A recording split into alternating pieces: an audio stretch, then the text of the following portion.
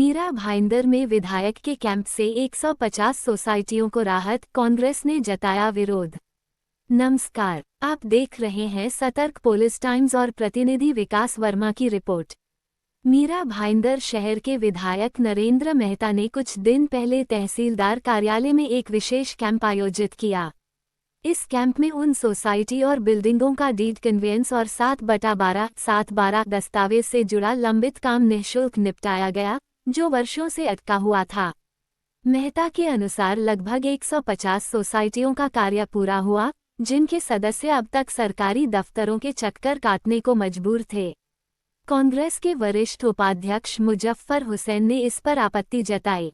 उनका कहना है कि कोई भी नेता सरकारी कार्यालय में इस तरह का निजी कैंप नहीं लगा सकता।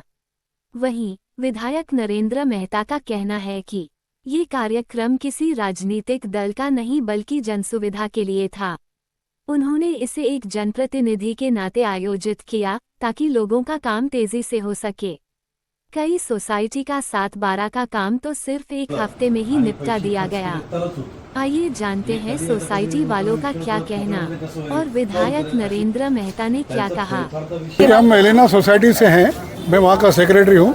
मैं आप लोगों के माध्यम से श्री नरेंद्र मेहता जी का लाख लाख शुक्रिया धन्यवाद देना चाहता हूँ, क्योंकि 7/12 के लिए आज हमें बहुत जल्दी जो भी पेपर वाला जमा करने के बाद बहुत जल्दी उन्होंने काम करवा के दिया है और उसका हम लोग एहसानमंद हैं। देखिए, ये चीज़ ऐसी है कि बहुत लोग अब कई दिनों से परेशान हैं और लोगों को गाइडलाइन नहीं मिलती थी, लेकिन उन्होंने प्रॉपर गाइडलाइन के थ्रू मीटिंग बुलवा करके पेपर अपना सबमिट करवा करके इन्होंने बहुत जल्दी में जल्दी लगभग 1 महीने के अंदर ही इन्होंने काम करवा के दिया है। उसके लिए हाँ, मैं वहाँ पे गया था, कैंप के थ्रू खोला था। इन्होंने अपने हिसाब से जितना हो सका उन्होंने मदद की हमारी और उन्होंने करवा के दिया। इसके लिए उनका धन्यवाद करना चाहते हैं। कितने साल से सर आप कोशिश कर रहे थे 7/12? मैं हम तो 1.5-2 साल से कर रहे थे। हमारा 2 साल हो गया करके, लगभग 1.5 साल से कोशिश कर रहे थे, पर इनका फ़ोन हमको मिला, हमको जानकारी मिली तो हमने उसका लगभग फ़ायदा उठाया और वहाँ पर गए थे कैंप में और अपना पेपर वर्क सबमिट करने के बाद इन्होंने जल्दी में जल्दी इन्होंने 7/12 करवा के हमको करके दिया। उसके लिए हम इसके लिए शुक्रगुजार हैं। क्या कुछ चार्जेस वगैरह भी लगे? नहीं, कोई चार्जेस नहीं, इन्होंने फ्री करके दिया सर, और प्रॉपर गाइडलाइन के साथ में करके दिया है। इब्राहिम टावर उत्तर नाका, हम लोग वहाँ से आए हैं। 4 साल से हम लोग अपना पीछे पड़े थे, अपना एजेंट लोग के कोई किया नहीं, लेकिन सर के पास में हम लोग जब वीडियो देखे तो सर के पास गए तो सर ने हमारे पेपर जमा करके और हमें 1 महीने के अंदर यानी करके दे दिया 7/12 बगैर पैसे के। आप कैंप में गए थे? कैंप पे हाँ, हम लोग कैंप लगा था, हम लोग कैंप में गए थे।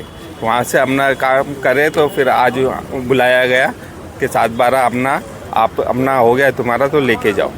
एक्चुअली 4 साल से हम लोग प्रोसेस में ही थे, बट हमको 7/12 का नाम तो उधर हम लोग गए थे, बट हम लोगों ने तभी बताया था कि अभी तक तुम्हारा ईस्ट इंडिया का नाम है तो तुम पहला पैसा भरो, तो हम लोग वेट कर रहे थे।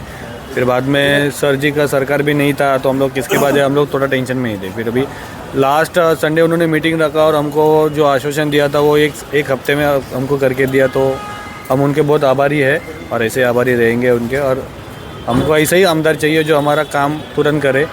और सबको यही निवेदन है कि आपका कोई प्रॉब्लम रहेगा तो एक बार आमदार सर से मिलो, आपका सोल्यूशन 100% यहाँ पे मिलता है। सोसाइटी को कुछ पैसा भरना पड़ा? पैसा कुछ नहीं भरना पड़ा। पहले हम लोगों को बताए गए थे कि पैसा भरना पड़ेगा, पैसे का अमाउंट तो बताया नहीं, बट अभी बॉम्बे में रहते हैं तो कोई तलाड़ी और ये कोई पैसा मांगते तो ज़्यादा ही रहेगा, तो वही हिसाब से हमने कुछ पैसा तो अभी भरा नहीं। यहाँ पे पूरा निःशुल्क काम हुआ है, इसके लिए हम उनके नरेंद्र मेहता साहब का बहुत बहुत आभारी हैं। 4 साल का काम आपका एक हफ्ते में हो गया।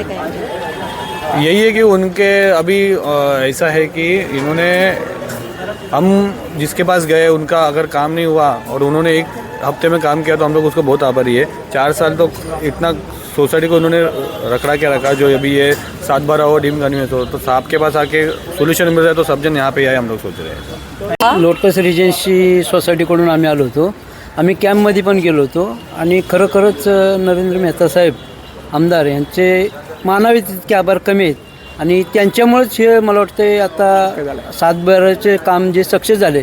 भरपूर सोसायटी अशा होत्या की इकडे तिकडे फिरत होत्या पण त्यांना मार्ग मिळत नव्हता।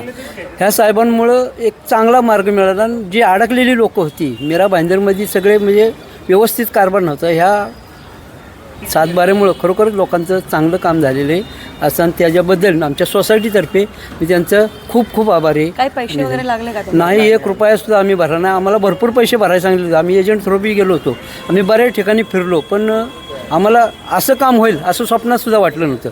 पण खरोखर या साहेबांमुळं आमचं चांगलं काम झालं. त्याबद्दल पुन्हा एकदा या मीरा भाईंदरच्या सर्व अडकलेल्या सोसायटीतर्फे मी खरोखर त्यांचा पुन्हा एकदा आभार मानतो आणि धन्यवाद देतो त्यांना.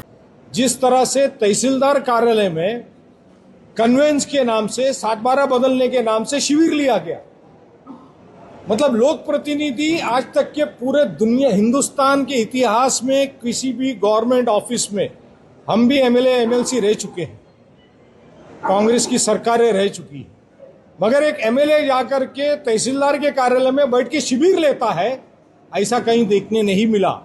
मैं आपके माध्यम से तहसीलदार को, सभी प्रशासन के लोगों को, चाहे पुलिस हो, कॉरपोरेशन हो, राशनिंग डिपार्टमेंट हो, इन सबको चेतावनी देना चाहता हूं कि अगर आपने सत्ताधारी का इस तरह का शिविर आपके दफ्तर में लिया, आपको सभी पॉलिटिकल पार्टी को इसी तरह से एंटरटेनमेंट करना पड़ेगा, और अगर नहीं करोगे तो आपके दफ्तर पे आंदोलन किया जाएगा.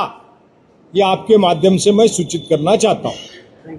मुजफ्फर हुसैन के ओर से आपके ऊपर एक टीका टिप्पणी और आरोप लगाया गया है कि आप अपने मनमाना करते हैं, आप अपने पद का दुरुपयोग कर रहे हैं. आपने तहसीलदार में जो ऑफिस में जो कैंप लगाया था वो भी एक गलत था. क्या कहेंगे इस पर? देखिए, कांग्रेस के पास कुछ बचा नहीं है. कांग्रेस जिंदा है ये कैसे बताएंगे? तो हर समय कुछ ना कुछ आरोप लगाना, कहीं बोर्ड लेके खड़ा होना, कहीं यही काम है अब, इसलिए वो करते. रहा सवाल जो कैंप मैंने लगाया था, किस लिए कैंप लगाया गया था कि शहर में बहुत सारे लोग ऐसे हैं जिन्होंने कन्विंस तो किया या डीम कन्विंस किया, 7/12 फेरफार पे नाम नहीं होता था. अब वो मेरे कार्यालय आए, मैं तहसीलदार को बोलूँ, तहसीलदार फिर किसी को बोले, वो बोले हमारा एक एजेंट है. तो ये मोदी जी की और फडणवीस जी की सरकार है, या काम करने में हम विश्वास रखते. उस कैंप के अंदर आए, 150 लोगों ने अपने नाम दिया. 150 लोगों में से कई लोगों के अधिक से ज़्यादा 7/12 हो गया और फ्री में हुआ. पहले यही 7/12 करने के लिए बीच में दलाल और एजेंट लगते थे, और वो एजेंट कोई 50,000 लेता था, कोई लाख लेता था. आज तहसीलदार साहब और तलाटी और हमने मिलकर सबका काम फ्री में किया है. तो स्वाभाविक है हम जनता का काम कर रहे, कोई हमारा काम करने वहाँ नहीं गया था, या हमारी प्रॉपर्टी खरीदने और बेचने का काम नहीं चल रहा था. पब्लिक का जो काम था, हम अपना काम इसी तरह से करते रहेंगे. उनको क्या करना है वो करें. सर, बहुत सारे जगहों पे ऐसा हुआ है जहां अब अंकुश लग गया. जैसे कि हम बताएं, अभी तहसीलदार ऑफिस में एजेंटगिरी बंद हो गई, रेशन कार्ड ऑफिस पे आपका डंका बजा, वहां बंद हो गई. ऐसे ही रजिस्ट्रार ऑफिस पे भी एजेंट लोगों का एक डर का माहौल हो गया, और लोगों में बहुत आसानी हो गई कि भाई उनके काम बहुत इजीली करके दिए जा रहे हैं. इस पर आपत्ति है, ये कैसा आपको? देखिए, आप अगर देखेंगे तो डीम कन्वेंस की बात हो, सोसाइटी की बात हो, हमने उसका भी कैंप लगाया था. और वो कैंप हॉल में इसलिए लगाया क्योंकि उसमें हज़ारों की संख्या में थी. इतना बड़ा हॉल नहीं था, इसलिए 2 कैंप करने पड़े, सुबह में मीरा और दोपहर को वेस्ट के अंदर. इतनी बड़ी संख्या में लोग थे. हमने अवेयरनेस का काम किया कि इसमें दलाल की आवश्यकता नहीं है, आप विश्वास रखिए, काम सब होंगे. फिर रेशनिंग का कैंप हमने लगाया, कई सारे लोगों का हुआ. रेशनिंग का भी हमने बहुत अच्छा हमें प्रतिशत मिला. तो ये इस तरह का कैंप हम जो बार बार कर रहे हैं वो जनता की डिमांड पे कर रहे हैं. मैं नहीं चाहता कि जनता मेरे कैबिन तक आए, फिर मैं उन्हें लेटर दूँ या फ़ोन करूँ वहाँ जाओ, मैं भी यहाँ हूँ, ऑफिसर भी यहाँ है, क्या तकलीफ है बता, झट मंगनी झट ब्याह, ये वाला हमारा काम है. तो हमने जगह पे सारे निर्णय लिए, तो अच्छा ही काम कर रहे हैं. बंद हो गई इसलिए तो आरोप प्रत्यारोप नहीं हो रहा है. नहीं, दुकानदारी तो जिनकी बंद हुई रहेगी, वो हो सकता है कि सभी कांग्रेस के लोग हो जिनकी दुकानदारी बंद हुई इसलिए उन्हें पिंच हो रहा है. बाकी तो जनता ने सराहा है. कई लोगों ने मुझे व्यक्तिगत तौर पे आशीर्वाद दिए कि मैं तो हम 5-5 साल से घूम रहे थे, ये काम नहीं हो पाया, आज हमारा काम हुआ है. कभी किसी ने ये कहा वो कहा, तो आज मैं तो ये मानता हूँ कि काम तो हमने किया, लेकिन लोगों का आशीर्वाद भी मिला. सर, क्लस्टर के लिए भी आप बहुत फाइट करें ताकि इंडिविजुअल बिल्डिंग्स अपना काम कर सके, तो उनके लिए क्या कहेंगे? क्लस्टर मीरा भाईंदर में जब लाया गया तब हमने आंदोलन किया था कि क्लस्टर शहर हित में नहीं है. बाद में हुआ क्या, क्लस्टर लागू किया फिर भी, और लागू करने के बाद आप देखेंगे तो पिछले 2.5 साल 3 साल में एक भी बिल्डिंग को परमिशन नहीं मिला रीडेवलपमेंट में जहाँ पे क्लस्टर है. अगर हम देखें क्लस्टर कहाँ लगा है, तो नई बिल्डिंग या ओसी वाली प्लानिंग की बिल्डिंग छोड़ दे तो 90% भाईंदर की जूनी इमारतों के एरिया में क्लस्टर है। उत्तन से शुरू होकर भाईंदर वेस्ट स्टेशन तक, भाईंदर वेस्ट तो ऑलमोस्ट 90%, 150 फीट का रोड आप छोड़ दो तो सभी क्लस्टर में आया। ईस्ट का आप ले लो तो पूरा नवगढ़ रोड से बीपी रोड तक सब क्लस्टर में। आप हाईवे पे ले लो, साई पैलेस के पीछे का तो पूरा एग्जाम्पल क्लस्टर में। घोड़बंदर गांव क्लस्टर में एग्जाम्पल चाहिए। ये बहुत जगह 26 क्लस्टर लगाए गए एग्जाम्पल। कहीं भी क्लस्टर आज तक महाराष्ट्र में सक्सेस नहीं हुआ। थाना में क्लस्टर 2017 में शुरू हुआ, वहाँ मुख्यमंत्री साहब खुद है, उन्हें भी इस क्लस्टर को पूरा करने के लिए 10 बार कायदे बदलने पड़े। कितनी बार? 10 बार से ज़्यादा कायदे बदलने पड़े, आज तक फिर भी वो पूरा नहीं हुआ अभी तक। मीरा भाईंदर में कौन कायदे बदलता है? आज 2.5 साल में क्या हुआ कि बिल्डिंगें खाली तो हुई, धोखाधड़ी के नाम पे हो, लोगों ने रीडेवलपमेंट करना, उनको परमिशन ही नहीं मिला। उनका कहना है क्लस्टर में आइए। अब 20 बिल्डिंग से 15 बिल्डिंग तक क्लस्टर के लगती है, या 2 बिल्डिंग एक साथ नहीं होती, कहाँ से होगी? तो हमने तब भी कहा था कि इसे ऑप्शनल रखिए, मतलब जिसे ज़्यादा बेनिफिट चाहिए क्लस्टर में जाए, उसका स्वागत है। लेकिन जब कोई जाना ही नहीं चाहता, उनके साथ कोई आना ही नहीं चाहता, तो वो आदमी क्या हमेशा बेघर रहेगा क्या? तो इसलिए ऑप्शनल किया। तो माननीय मुख्यमंत्री जी के पास बैठक लगी थी अधिवेशन में, उसके मिनट्स अभी आए और उन्होंने कहा कि क्लस्टर को लोगों को ज़्यादा सुविधा मिले, बेनिफिट मिले, इसलिए क्लस्टर में जाए तो अच्छी बात है। लेकिन जो लोग नहीं जाना चाहते तो उनको जो महानगर पालिका यूनिफाइड DCR का जो कायदा है उस अंतर्गत उनको परमिशन मिले, और ये किया। 3 साल के बाद लोगों को न्याय मिला। ये बात और है, जिन्होंने लगाया वो भी अभी इसके पीछे भाग रहा है कि इसके अंदर सुविधा मिले, चेंजेस हो। तो तब हम आंदोलन कर रहे थे जब आपने खाली पब्लिश किया था, फाइनल भी नहीं हुआ, तभी कर दिया होता तो आज ये दिन देखना नहीं पड़ता।